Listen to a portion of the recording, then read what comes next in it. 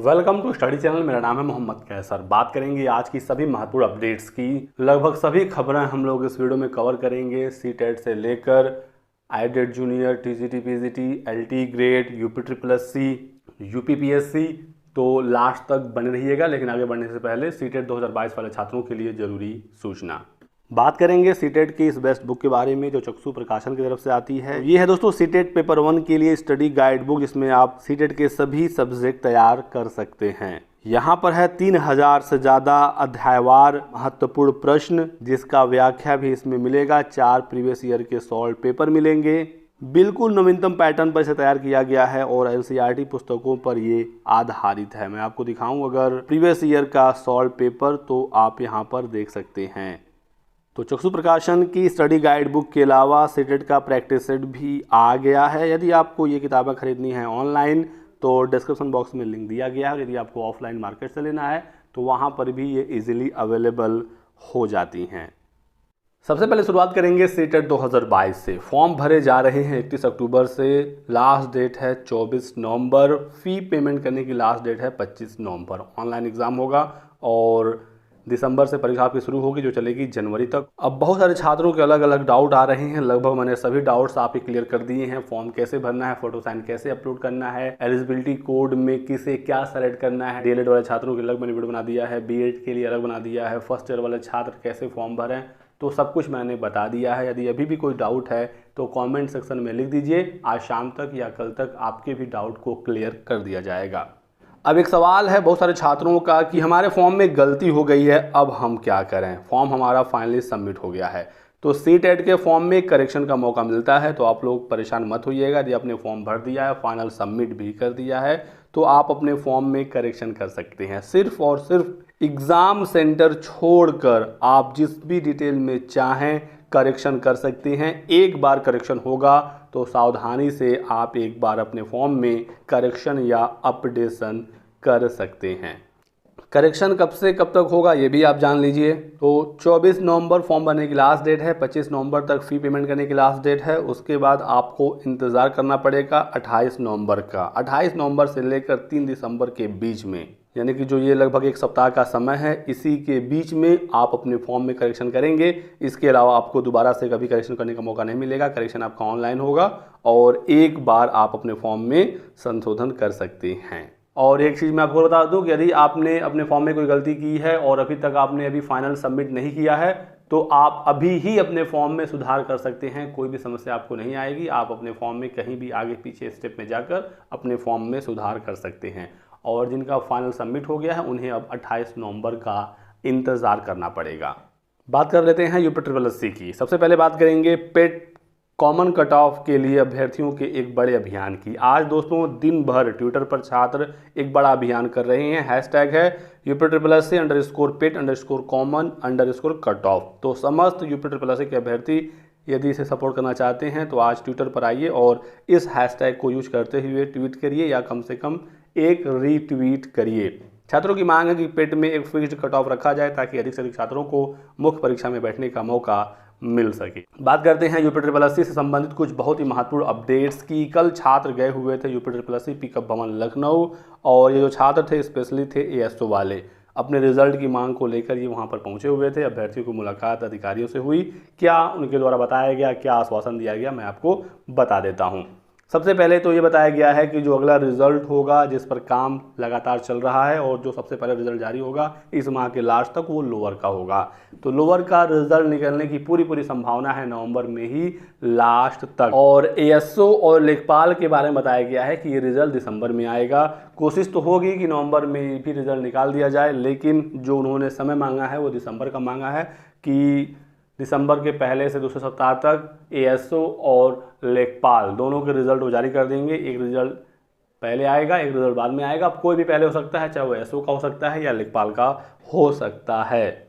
छात्रों ने कहा कि हम कब तक मान कर चलें कि रिजल्ट आ जाएगा, कब तक हम वेट करें, और इस दिन तक यदि रिजल्ट ना आए तो हम फिर से यहाँ पर आएंगे। तो एक डेट हमें बता दीजिए। तो 15 दिसंबर का डेट दिया गया है। 15 दिसंबर तक उन्होंने कहा है कि एएसओ और लेखपाल का रिजल्ट आ जाएगा। यदि 15 तक रिजल्ट नहीं आता है तो 16 को आप फिर से हमसे मिल सकते हैं। तो ये यहाँ पर अपडेट दी गई है। इसी तरीके से जूनियर असिस्टेंट में भी कहा गया था कि आपका रिजल्ट इस दिन तक आ जाएगा। 2-4 दिन आगे पीछे तो हो ही सकता है। तो आपको पता ही है कि जूनियर असिस्टेंट का फाइनल रिजल्ट घोषित कर दिया गया। तो ये है यूपी ट्रिपल एस से संबंधित लेटेस्ट अपडेट। पेट 2022 रिजल्ट के संबंध में ये बताया गया है कि अभी इसमें समय लगेगा और अभी ये जो रिजल्ट्स हैं इन्हीं पर काम चल रहा है। तो अभी पेट के रिजल्ट में समय है, आप लोग अभी इसको लेकर परेशान मत होइए। और अभी कोई भी नई भर्ती यूपी ट्रिपल एस से नहीं आएगी। जो भर्ती आनी थी लास्ट समय तक 27 अक्टूबर के पहले पहले वो जारी कर दिए गए। पेट 2021 का सर्टिफिकेट भी एक्सटेंड नहीं हुआ है, उसकी वैलिडिटी को नहीं बढ़ाया गया है। तो कोई भी भर्ती अब नहीं आ रही है नई भर्ती जब तक कि पेट 2022 का रिजल्ट जारी नहीं हो जाता है। इस बीच में यूपी ट्रिपल एस की कोशिश यही है कि जो पुरानी भर्तियां हैं उसको क्लियर कर दिया जाए। मंडी परिषद को लेकर छात्रों ने पूछा सवाल, तो उनको ये बताया गया है कि इस भर्ती में बहुत सारी समस्याएं हो गई हैं, अभी कुछ भी क्लियर नहीं है। इस भर्ती का रिजल्ट पर क्या होगा, कैसे होगा, कब तक रिजल्ट आएगा, तो कोई भी क्लियरिटी मंडी को लेकर नहीं दी गई है।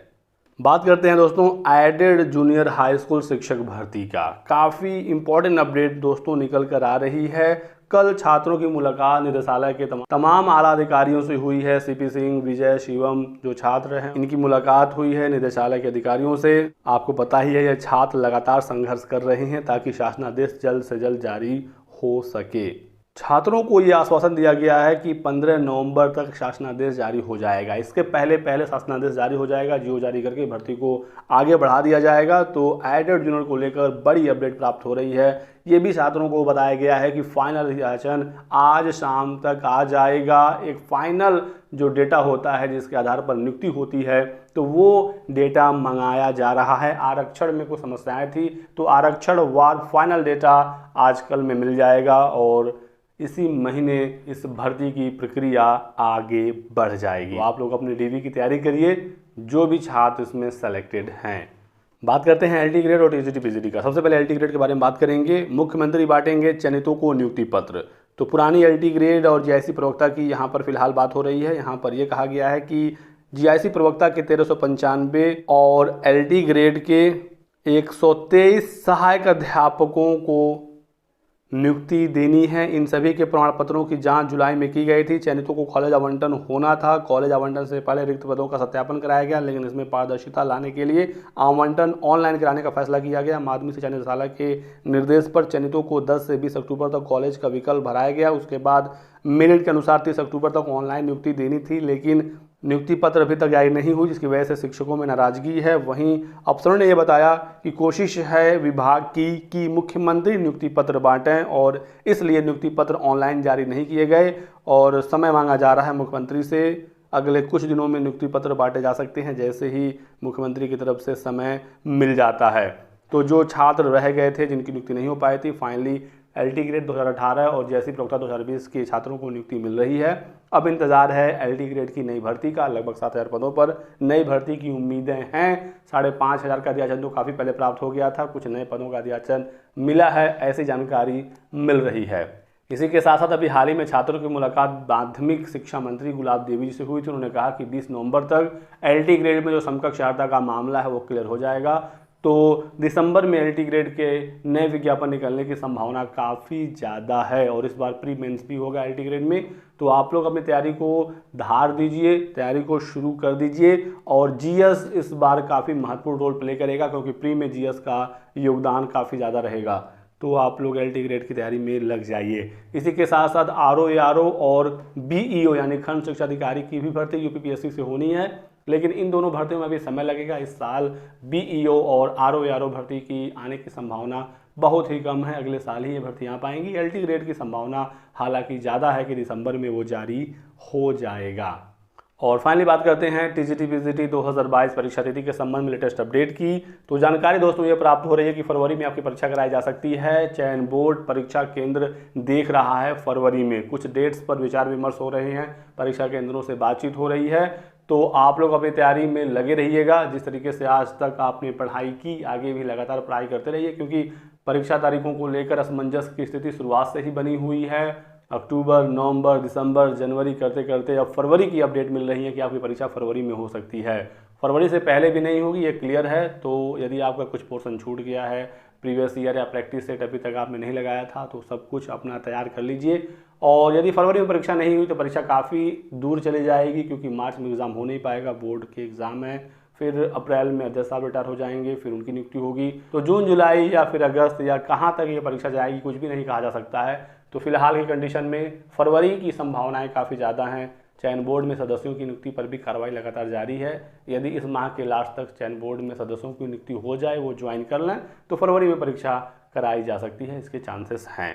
बाकी आगे की अपडेट्स पाने के लिए आप हमारे साथ बने रहिएगा। और आज की लास्ट अपडेट है, सत्ता में आए तो 1 लाख नौकरी देंगे, ऐसा दावा कांग्रेस ने किया है हिमाचल प्रदेश में। और ये भी कहा कि कांग्रेस राज्य में पुरानी पेंशन योजना को बहाल करेगी। ये पुरानी पेंशन का जो मामला है लगातार उठाया जा रहा है और कांग्रेस इसको लेकर पॉजिटिव भी है और कह रही है कि हम पुरानी पेंशन को बहाल करेंगे। और हिमाचल प्रदेश में बड़ा ऐलान किया है कांग्रेस नेता प्रियंका गांधी वाड्रा ने। उन्होंने कहा कि 1 लाख नौकरियां देंगे यदि वो शासन में वापस आते हैं तो रोजगार को लगातार कांग्रेस मुद्दा बना रही है। उत्तर प्रदेश में भी उन्होंने काफ़ी जोरदार कैंपेन किया था रोजगार को लेकर कि पार्टी को हार मिली यहाँ पर, लेकिन एक बार फिर से हिमाचल प्रदेश में रोजगार को लेकर चुनाव लड़ा जा रहा है। तो ये रहा दोस्तों आज की वीडियो में कुछ बहुत ही महत्वपूर्ण अपडेट। वीडियो को लाइक और चैनल को सब्सक्राइब कर दीजिएगा ताकि आपको इसी प्रकार की सभी लेटेस्ट और ऑथेंटिक इन्फॉर्मेशन मिलती रहे। Thanks for watching.